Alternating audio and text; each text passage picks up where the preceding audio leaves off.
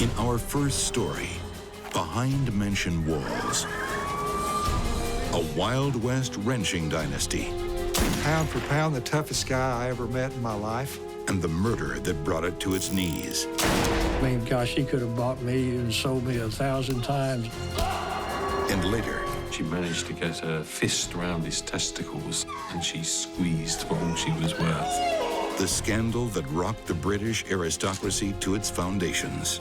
You can't accuse a lord of the realm of being a murderer. I'm Christopher Mason. Some of the most intriguing whodunits have taken place behind mansion walls.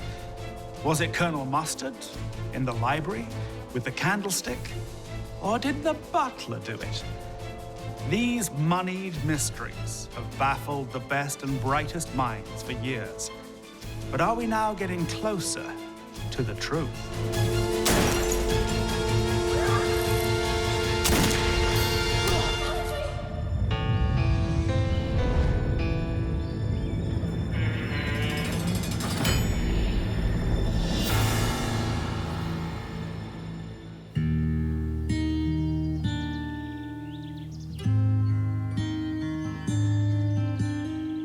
Osage County, the heartland of Oklahoma's Great Plains.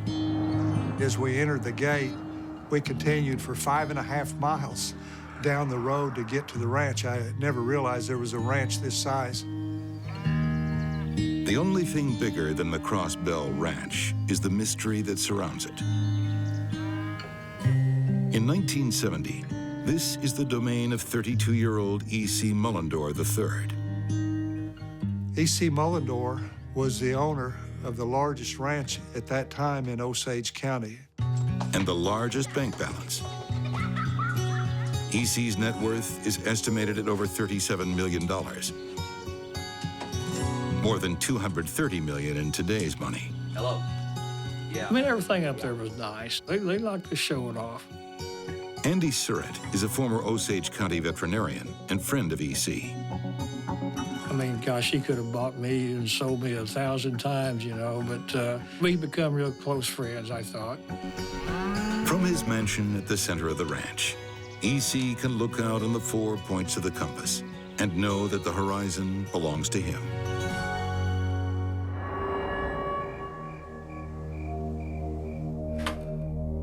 But on September 26, 1970, E.C.'s world suddenly closes in on him.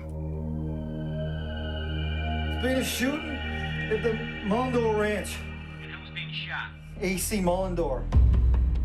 I think he's dead.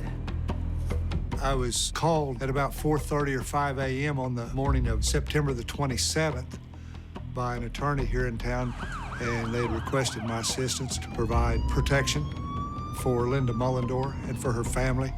E.C. Mullendore had been shot the previous evening. We didn't know what we were getting into as we drove to the ranch.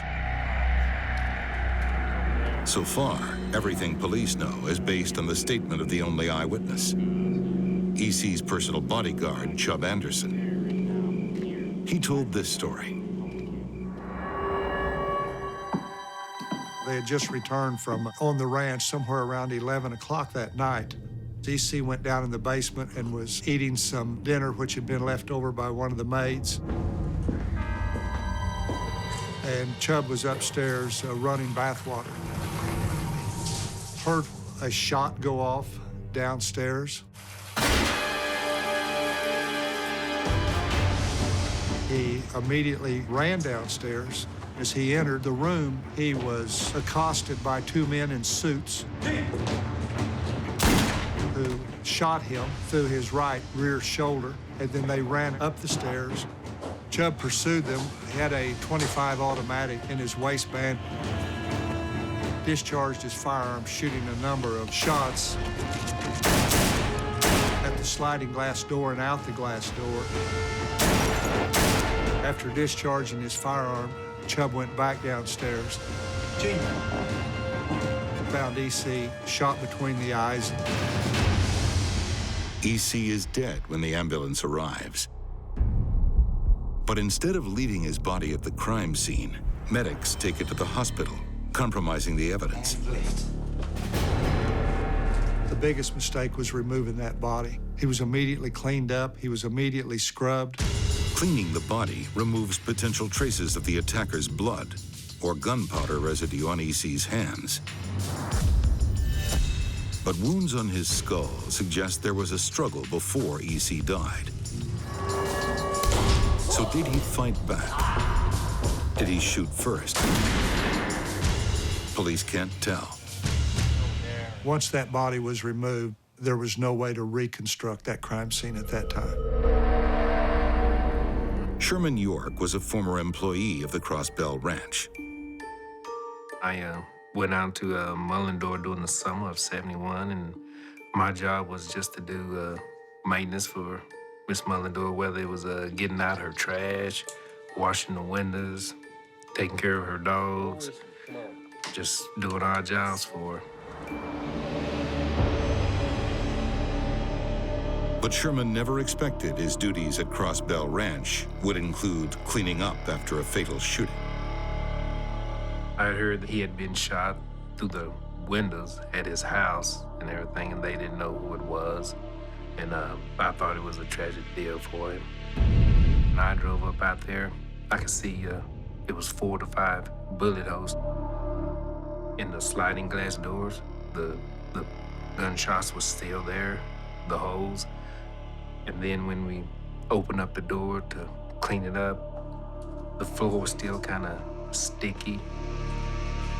But I couldn't believe I'm out here cleaning up a place where someone has been shot, you know. But we got all that and put it in trash bags and cleaned up. Law enforcement now has only the testimony of EC's bodyguard, Chubb Anderson, to rely on. But is he telling the whole story?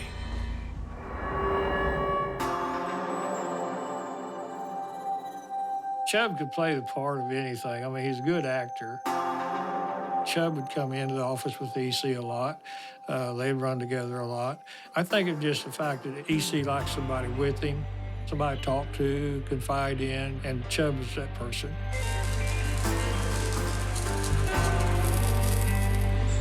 Chubb is a notorious ladies' man. Some say he has eyes for the boss's wife. Chubb had a way with the women.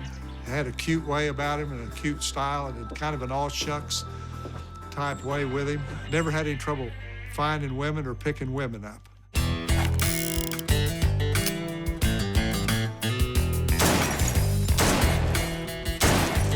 But Chubb is also every inch a man's man.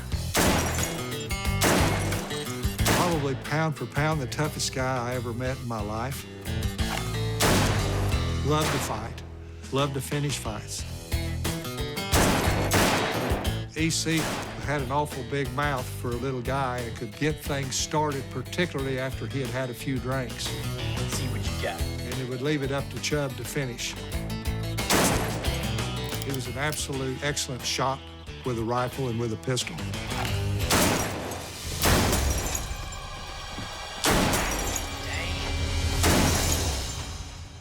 Some fine shooting, Chubb. Yeah, he was great. Fast, too. I don't know if he ever shot anybody, but I guess he would if he needed to. Can I get you a drink? Oh, thank you. It turns out that in the months leading up to the murder, EC had been doing business with some dangerous individuals. And if a fight started this time, it would take more than Chubb's fists to finish it.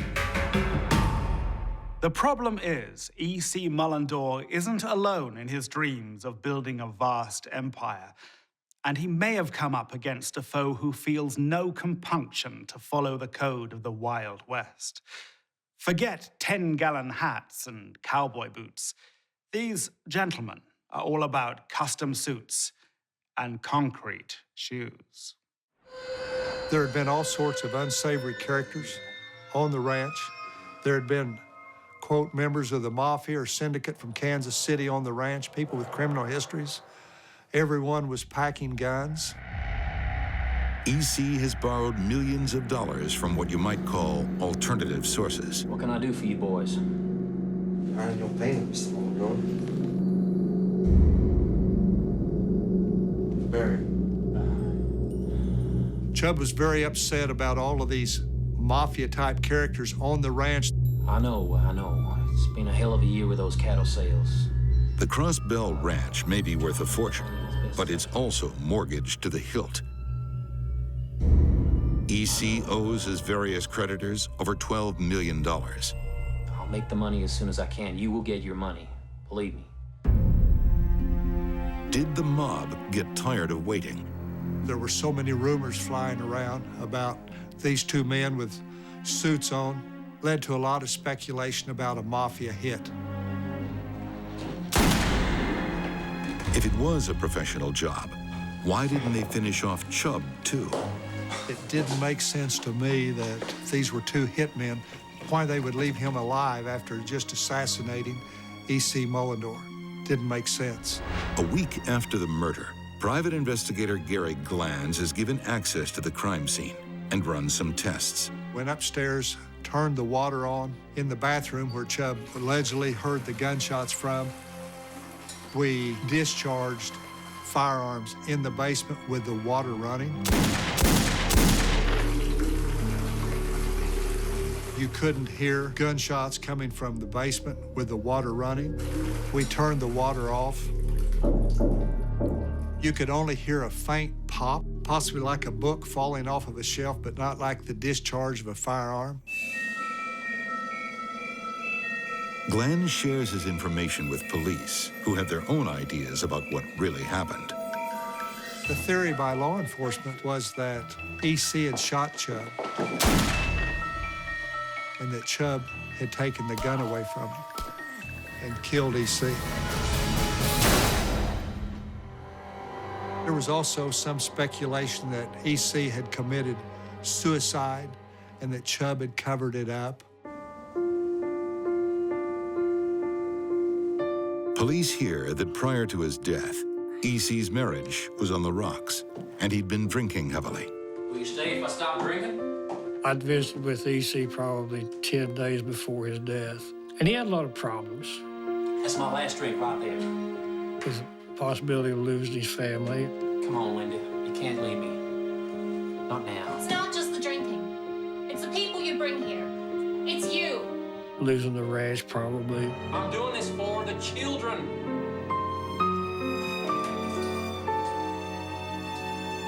Linda! So was it murder or suicide? A professional hit, a crime of passion, or an inside job? To Gary Glanz, only one thing's certain. Chubb Anderson knows the truth. Little did I know at that time that it was going to take 41 years to get the answer.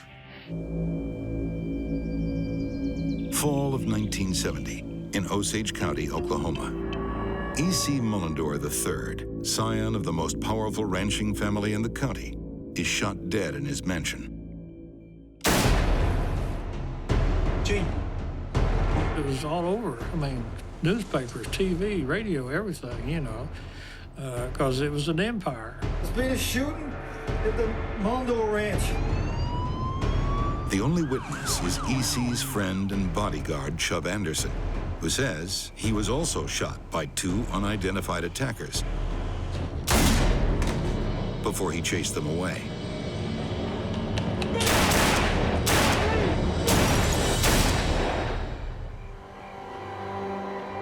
There was some speculation of the contract hit by the mafia. But parts of Chubb's story don't add up. The police wonder whether rumors of marital breakdown could be linked to E.C.'s murder. Linda Mullendore had recently moved to Tulsa to get off the ranch with her family and to get out of the chaos and the turmoil that was going on the ranch at that time. That's my last drink right there. In the lead up to his death, E.C. and his wife Linda are fighting, and their marriage is falling apart. It's not just the drinking. It's the people you bring here. It's you. Come on, Linda. Linda says she wants a divorce and leaves E.C. alone in his mansion with only Chubb to keep him company. So why does Linda leave? Is it E.C.'s drinking? Is she having an affair? Or have EC's debts placed unwelcome limits on his wife's extravagant lifestyle? Talk around Pawhuska at one time was that Linda would weekly fly down to Dallas to have her hair fixed or go down and buy a new dress or something. Linda's favorite spot in Dallas is the posh department store Neiman Marcus. In one whirlwind visit, her purchases are said to include 13 pairs of shoes, a $5,000 mink coat, and a merry-go-round for the children. The final tally?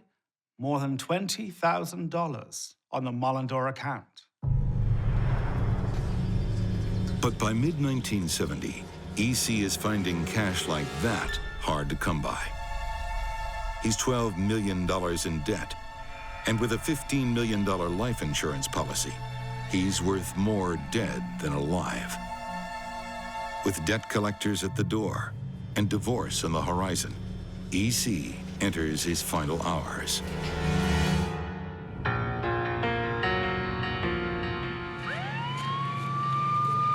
The night of that shooting, Linda's attorneys had made arrangements with the Osage County Sheriff's Office to serve divorce papers on E.C. Mullendore. And it's not just the sheriffs who are in on the plot. Chubb had agreed to assist the Osage County Sheriff's Office in serving those papers. What the hell are you doing? Oh, the cops. I don't care. Step on a Chubb. No. Chubb pulled over per the agreement. E.C. became very irate with Chubb for pulling over. Drive! Come on! Chubb sort of unnerved at that point, wanting to get E.C. served, but still having a loyalty to his boss, floorboarded that Chevrolet Chevelle. Chubb would step on it. Let's go!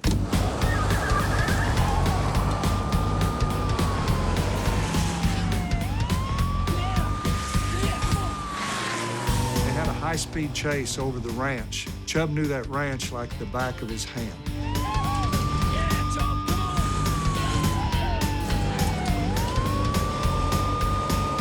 Needless to say, with all the dust and commotion, he outran that deputy sheriff. In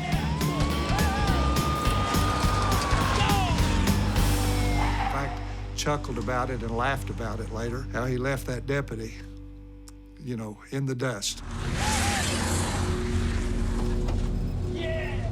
According to one theory, EC is furious that Chubb conspired against him. And when they arrive back at the ranch, he lets Chubb know about it. You betrayed me! You betrayed yourself when you got involved with those gangsters. Police believe EC may have shot Chubb in anger, causing Chubb to retaliate. But Chubb says that's not the way it went down. Chubb categorically from day one denied that EC shot him, and he took the gun away from him and shot him. 8 months after the shooting, private investigator Gary Glanz arranges to meet Chubb. I was driving a black Ford Thunderbird with big whip antenna, and that car was wired for sound. We spent 2 hours him reminiscing about his relationship with E.C. Mullendore and the family. I just want to know why everybody thinks I'm a guilty person. How much he loved him. But I liked him. I really lost one of the best friends I ever had. What happened after E.C.'s death and how it affected him. And I was still of the theory that he had disarmed E.C. and in a fit of passion, shot and killed E.C. I'll tell you one thing. Well, you're closer than anybody's been. He said, if I ever think I'm gonna die, I want you to get there quick, because I'm gonna tell you what happened. After one further meeting, Glanz loses touch with Chubb, but continues to work for Linda Mullendore as she fights for EC's life insurance. In November 1971, Linda finally gets her payout. At that time, it was the largest amount of money ever paid in the history of U.S. insurance on an individual death. Is that huge insurance payout why EC took a bullet? Folks have been killed for less. The only one who might know for sure is Chubb Anderson. And in 1972, he disappears.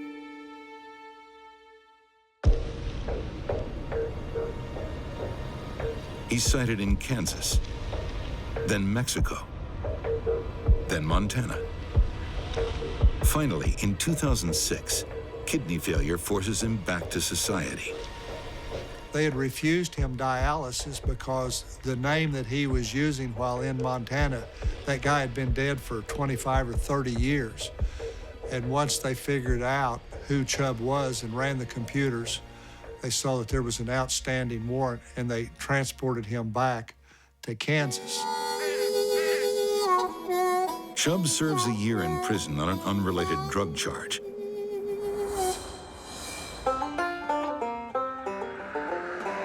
He's released in 2008.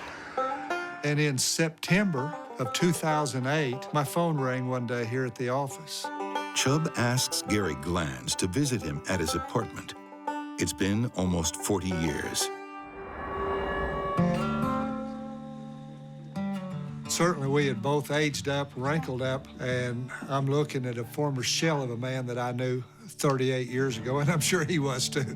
Chubb knows he hasn't got long to live. You ever gonna tell me what really happened? Chubb began to confide in me about the shooting that night. It's like you said, Gary. Chubb admitted that he had lied to me originally on the night of the shooting, and he indicated that there was indeed a fight that night. A fight between EC and Chubb. It was a spontaneous fight. You guys ain't even think you're doing that, Chubb. You betrayed me. You betrayed yourself when you got involved with those gangsters. It was a fit of rage. It was a fight of passion. It was a brutal fight. He described not being able to knock EC out. That he was hitting him and that he wouldn't stay down.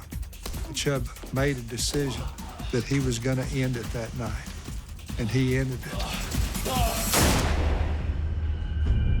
He stated if he hadn't ended it, he knew he was going to be looking over his shoulder for the rest of his life.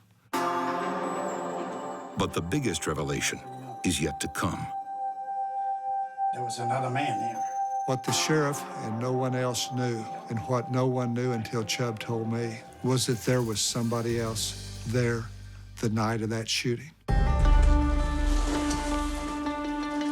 They staged the crime scene. Chubb, he knew the only way his story would be believable was if he took a bullet. Do it. I asked Chubb during that conversation. Chubb, you gotta tell me how it feels to know you're gonna take a bullet. And he said, Gary said, it'll make your ass pucker. In November 2010, just months after he confesses to Glanz, Chubb Anderson dies. I think Chubb wanted to clear this thing up before he went to his maker. I'm satisfied that Chubb told me the truth. I'm also satisfied that we have passed all this information along to the appropriate authorities, and now the ball is in their court. Chubb never confessed to law enforcement, which means, officially, the murder of E.C. Mullendore III remains unsolved. But there still may be one person who can end the mystery, the third man. That's where the story is now, for that person to come forward and to clear this thing up and to bring closure for everyone.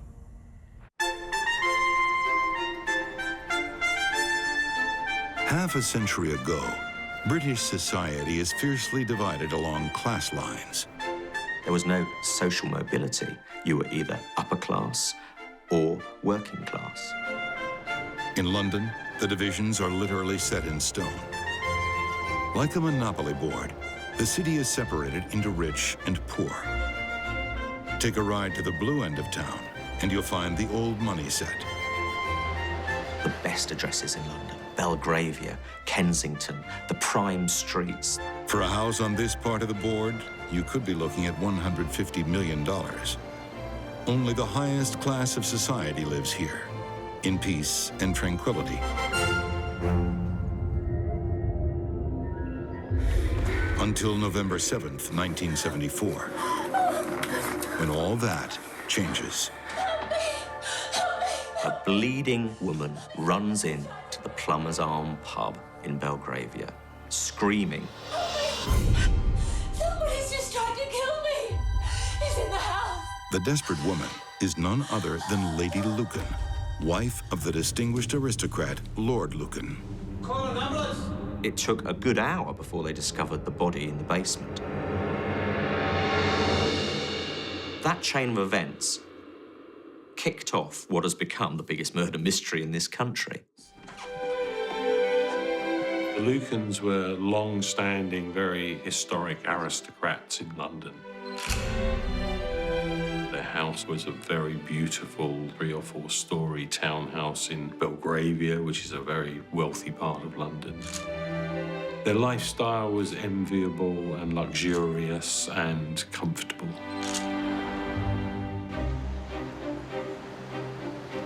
Journalist Robert Strange wrote a book about Lord Lucan and has researched his life of privilege.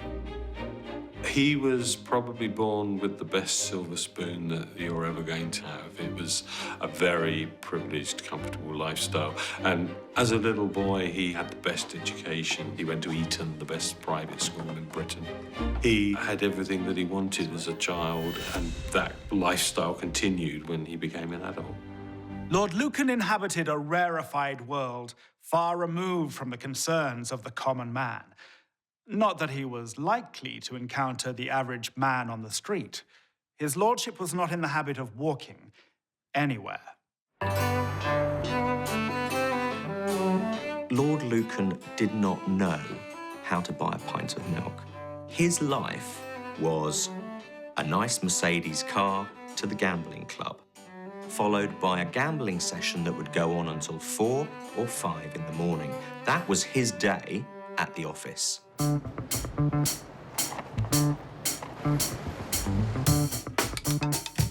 Lord Lucan is a regular at London's most exclusive private casino, the Claremont Club. Lord Lucan was a born gambler. He just had it in his blood and he loved it. As a young man, a one-off win of over $300,000 in today's money earned him the nickname Lucky Lucan. Yes! Look at that! But sadly, since then, he's had trouble repeating such good fortune. He was universally known as Lucky Lucan. The great irony is that that was probably the least appropriate title. Lucky Lucan was exceptionally unlucky. Lord Lucan lost millions of pounds. He lost it at the gambling tables. He lost it day in, day out, week in, week out. Rise. The money he had, he couldn't have frittered away on his speedboats or fancy parties or holidays to the south of France. He lost it at the gambling tables. Slowly, without people knowing. Sorry, Mr. Lucan. He gambled away all of the family fortune, and that's when his marriage problems started.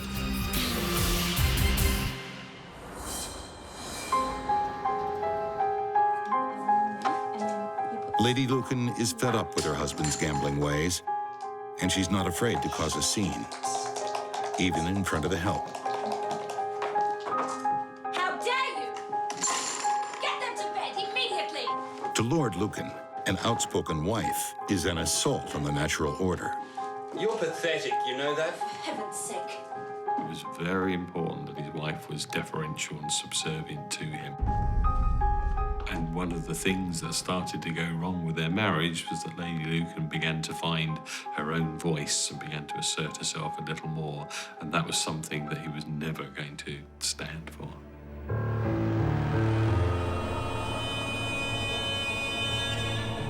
Determined to make our children as mad and as miserable as you are. The Lucans begin to fight bitterly, some say violently. You'll never get the children, do you hear me? Never! You're a monster! In 1973, Lord Lucan moves out of the Belgravia mansion. He launches legal action to gain custody of their 3 children, Smile, Veronica. claiming his wife is mentally ill For God's sake, would you please smile? and therefore an unfit mother. He had a child custody hearing in the divorce courts. But Lady Lucan steals the show with testimony that will shock the court. She suddenly told the court that he engaged in a number of questionable sexual practices. He ordered a rubber exercise suit, and each night she was made to put on this rubber exercise suit and jump up and down doing exercises at the end of the bed until she was hot and sweaty. And then he would allow her to take the suit off and take her into his bed.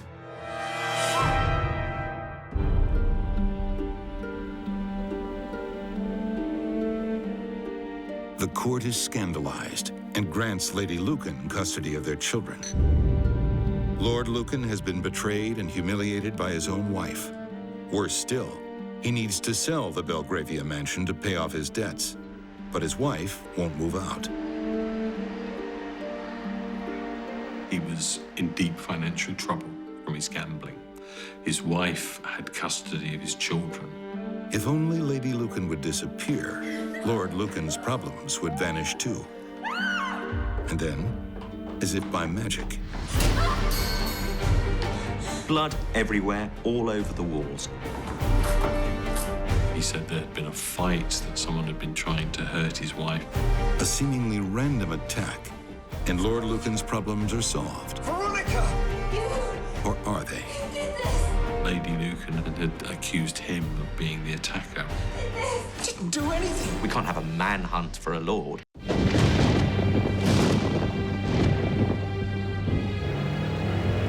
It was dark.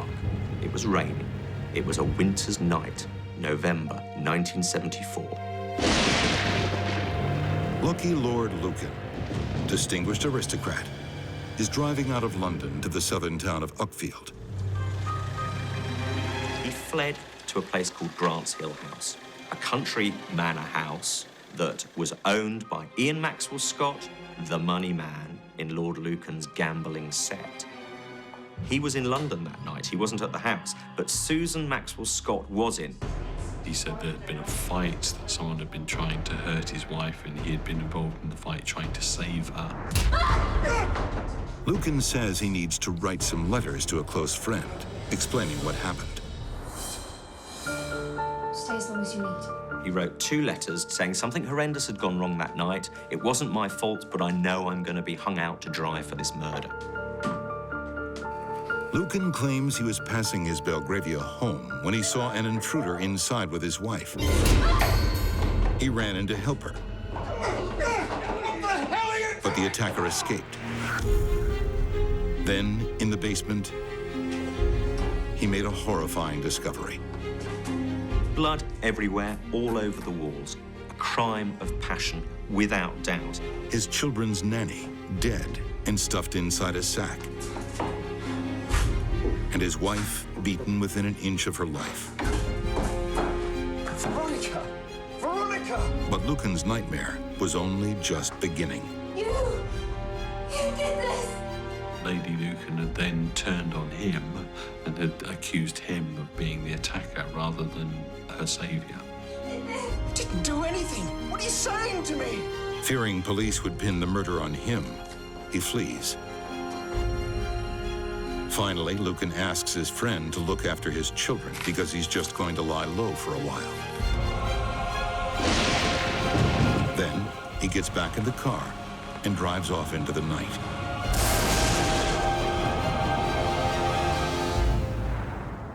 And as that car goes hurtling down those English country lanes, he escapes a scene quite unbecoming for the 7th Earl of Lucan. His children's nanny has been savagely murdered. His wife is bloodied and shaken, and his lordship is the prime suspect. It's certainly a good time to lie low. The question is, when will Lord Lucan resurface? Back in London, police comb the crime scene and get a statement from Lady Lucan. The first thing she said when she woke and was able to talk to anybody was, Lord Lucan did this to me. A nationwide search for the fugitive Earl of Lucan is launched. The old money set is scandalized. No, you can't accuse a lord of the realm of being a murderer. We can't have a manhunt for a lord. When police find Lucan's getaway car at the South England port of New Haven, the evidence left inside might make even the Queen wonder. Maybe lords can be murderers too. They had found at the house that night what they believed to be the murder weapon, which was a length of lead piping, and it had tape wrapped around it to give a solid handle to hold onto. And in the boot of the car was a length of lead piping with tape wrapped around it to make a handle. And when they forensically tested those two pieces of piping, they found that they were from the same piece of pipe. The biggest single clue that they had that what Lady Lucan had told them was the truth, and that Lord Lucan was the killer.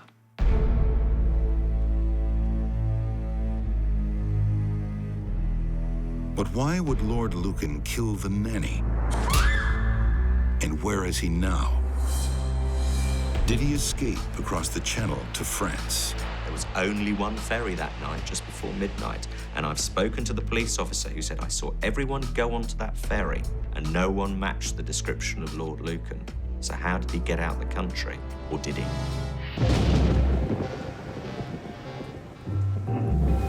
London, November 1974. Sandra Rivet, nanny to the house of Lucan, is brutally murdered.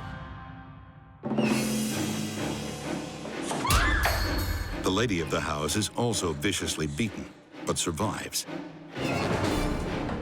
Lord Lucan says he chased away the attacker, but then fled himself because he feared he'd be blamed for the crime. Sound familiar? It was actually a plot straight out of the film The Fugitive. A man finds his wife being attacked, fights off the attacker, and then becomes accused of the crime himself.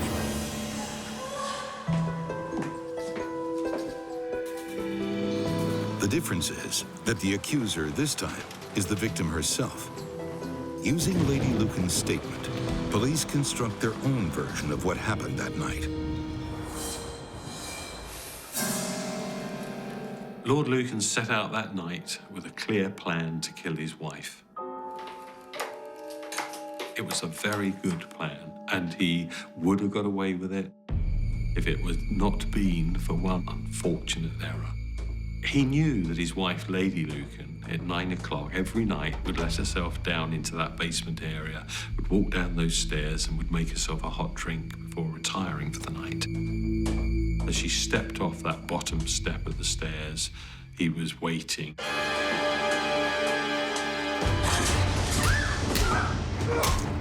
Lord Lucan attacks in a blind frenzy of blows.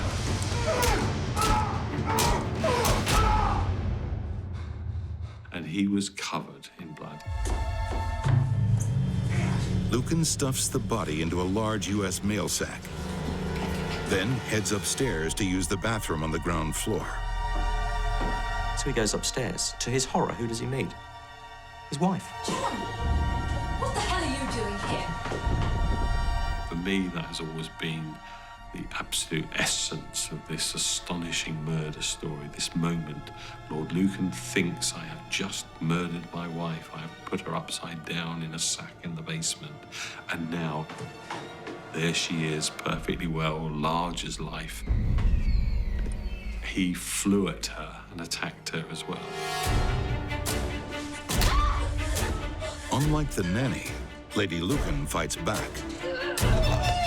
She managed to get her fist around his testicles, and she squeezed to all she was worth. And the pain was such that Lord Lucan dropped the weapon he was carrying.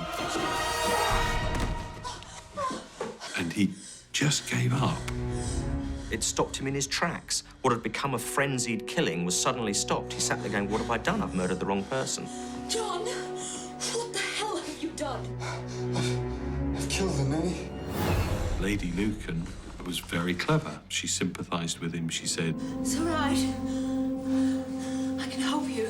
"You just have to help me because I'm really hurt." So Lord Lucan helped her to go up one more flight of stairs to her bedroom. And he laid her down on their marital bed, and he walked into their ensuite bathroom, and he was going to get a towel to try and staunch this flow of blood. Lady Lucan heard the taps being turned on, and she seized this opportunity. Lady Lucan runs for her life, runs out into the street. He has to disappear.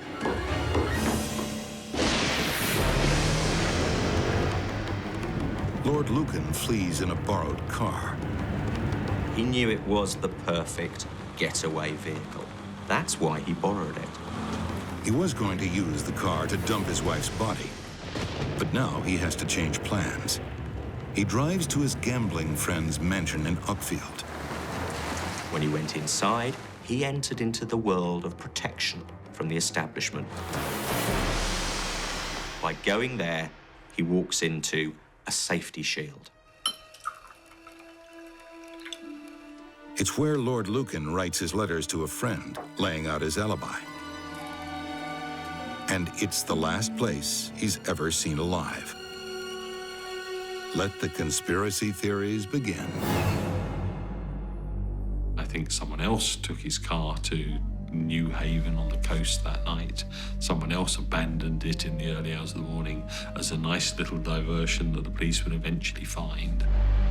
Others doubt this, preferring a more romantic theory. Lord Lucan did the honourable thing. He threw himself into the English Channel that night.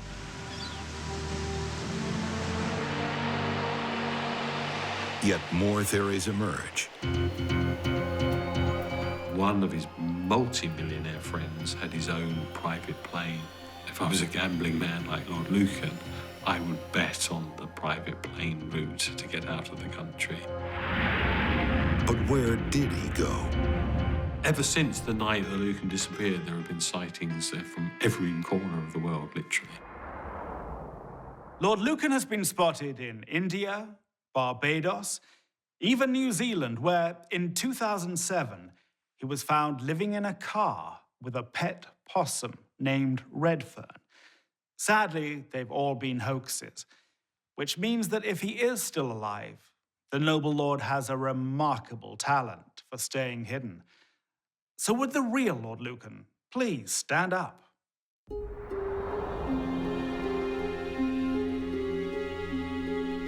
The latest evidence supports the theory that Lucan's billionaire gambling friends from the Claremont Club gave Lucky a new life in Africa. In 2012, the former assistant of the Claremont Club's founder came forward, claiming that in 1979, she'd been ordered to arrange for Lucan's children to fly to Africa, where they could be seen by their father. I think that the whole cover-up worked perfectly.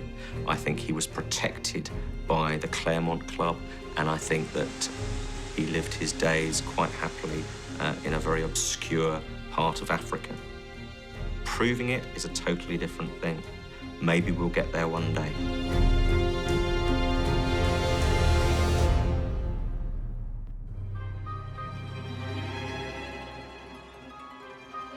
Some believe the reason there have been no confirmed sightings of Lord Lucan since 1974 may be because he has altered his appearance. We know that Lord Lucan had had reconstructive plastic surgery on his nose 6 years before the murder of Sandra Rivet. This was a powerboat accident. He was out, one of his very powerful, expensive powerboats in the English Channel. He hit a bit of debris, went crashing onto the steering wheel and ruptured his septum. Now, he was seen by a plastic surgeon.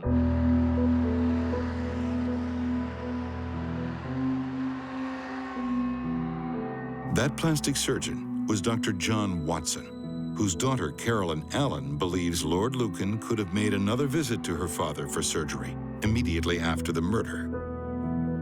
people quite possible. If they had him as a surgeon once, if they needed extra things done or surgery done, they would go back to him as a surgeon. And there's been evidence floated that Lucan could have gone back to that hospital. Now, could they have reconstructed his face and sent him off to a new life in Africa or Europe? It's possible. Could he have been hidden and covered in bandages for 4 or 5 weeks and lived in someone's outhouse in a country house somewhere down here near the south coast, undetected? It's possible. At the time of the murder, Father told me that the police descended upon his practice at Harley Street and asked lots of questions, and it's due to medical ethics, he was not allowed to give any information at all. And Dr. Watson maintains his strict silence on the subject until his death. When I last saw him, which was at my mother's funeral, and I said, "Look, Daddy, did you operate on Lord Lucan after the murder?" And he just went, which is what he would do. Father had a sense of humor, and he liked mystery, and he wasn't going to give an answer at all. Like so many of the other tales that surround Lord Lucan's disappearance, for now, the cosmetic surgery theory remains just that, a theory. This is a murder that still rates as one of the top unsolved murder mysteries in Britain, and some people say the world. It was a murder that shocked the British establishment. A young woman in her prime, of a low social class, she was a nanny and a cleaner, bludgeoned to death in the basement of a flat or house owned by one of the top families in the country, the Lucans.